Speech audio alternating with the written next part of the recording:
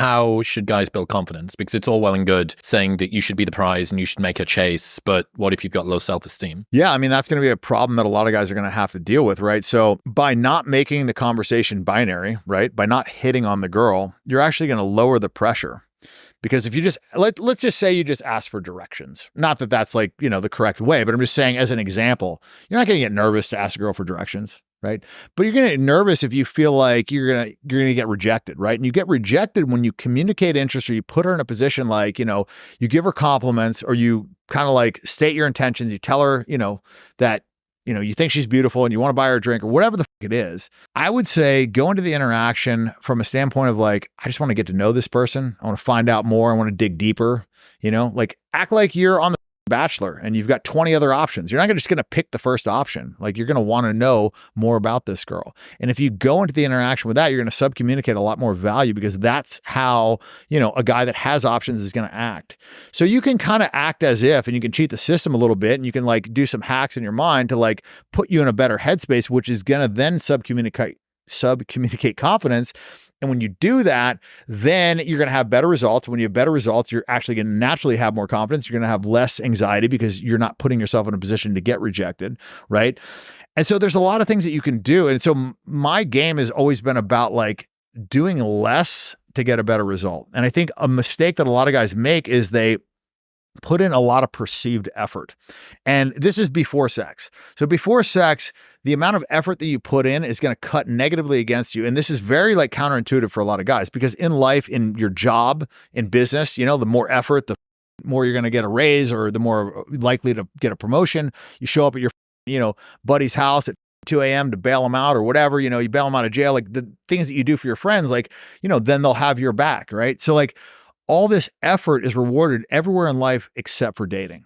So the more effort that you put in before you have sex with a girl, the harder it's going to be actually to have sex with that girl. And I think a lot of guys don't understand that concept. Get tactical for a moment with regards to guy has girl that he thinks she's hot, she's interesting, I want to pursue her. What is a better tactical way of moving toward that? I would not start the interaction by over communicating interest, number one. So I would go up and, have a conversation with her. I've asked girls crazy stuff. I take like a pretty extreme approach and I wouldn't recommend this for, all guys, but like I'll ask girls crazy questions. Like me and my buddy were having a conversation the other day and like he was like, I think I was arguing that I think you have a lower chance of getting a serious rejection if you put a girl's hand on your dick than if you go for a kiss. And this is after a girl's into you and like you guys have been on a date or whatever and there's like, some chemistry, whatever. And he was like, you're out of your mind, like this, that, and the other. And I was like, okay, well, let's ask some girls. So like, I just would go up to a girl and I'd be like, hey, like this is the question. Like, I wouldn't frame like who was on which side, but like they wanted an answer. So they gave their answer. Now all of a sudden we're in a sexual conversation with a girl where I haven't communicated any interest to her at all. And I've almost like disqualified her because I'm asking her this question that like usually wouldn't ask. Not about you. Exactly. You wouldn't ask a girl that you're trying to like hook up with because it's like a crazy question too. Yep. And so I'm not saying that would be, the optimal approach, but I'm just saying like that's something that like most guys wouldn't think to do, but that it's more successful than going up, over communicating interest, putting a girl in a position where like she has to decide like accept or reject. And usually when they're like forced to accept or reject, usually reject is the default. And if it's not, then they're probably a whore. If they just like accept every guy that comes up to them. This is your chasing versus choosing paradigm. Well, yeah. So, get into the interaction and, the caveat to that is like what you say to a girl isn't necessarily how important is like how you say it. So you could go up and say some really stupid shit to open the conversation. It doesn't really matter. Like as long as you get in there without massively over communicating interest. Right. And then I would say be discerning, be challenging, like, ask questions, dig deeper, get a little bit of information about it, Neil Strauss had a good one when he was on with Jessica Alba and he said, looks are common in LA. Aside from your looks, like what would your friends say are the three, best qualities about you?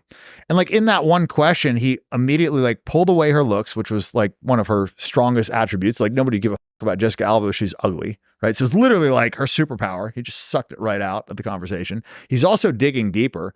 And now he's got her in a position of like qualifying herself to him and selling herself to him. She's telling him why she's good, And so that would be a much better start of an interaction than like, I think you're so beautiful. Like, I just had to come over here. And, by the way, I'm a doctor, and I drive a Lamborghini and like all this bullshit. The guys like, they try and brag about themselves. They're doing all these things. And the girl's just like in a position of like, okay, like, do I want this? That's the conversation usually between guys and girls is like, the girl's like, okay, do I want this guy? It's like playing poker and the guys just like turn over their cards.